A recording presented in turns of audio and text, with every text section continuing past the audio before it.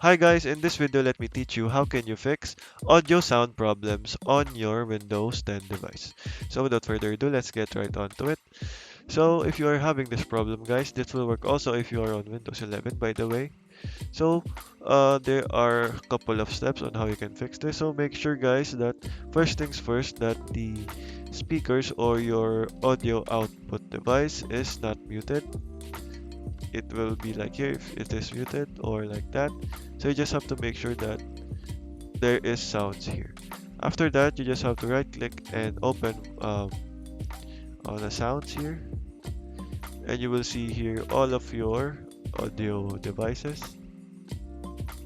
And make sure that the device that you want, the output device that you want, is set to enable. As you can see here,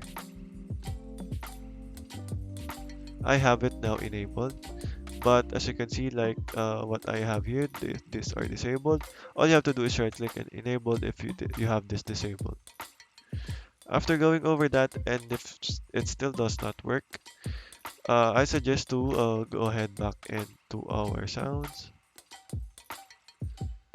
So go ahead and right click on the device properties, and on advanced, make sure that um, enable audio enhancements is not turned on. Hit on apply here and OK, because that might be the reason why you're having this issue. So I'll just go ahead and go to mine. So you just have to try that. If that still does not work, then I suggest to go over to the device manager and update your audio device entirely. So search for your audio device here, your main audio device. All you have to do is right click on that. So right click and update the driver.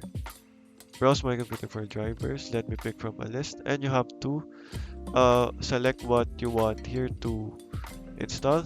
Select that and hit on next, and you just have to wait for the update to finish.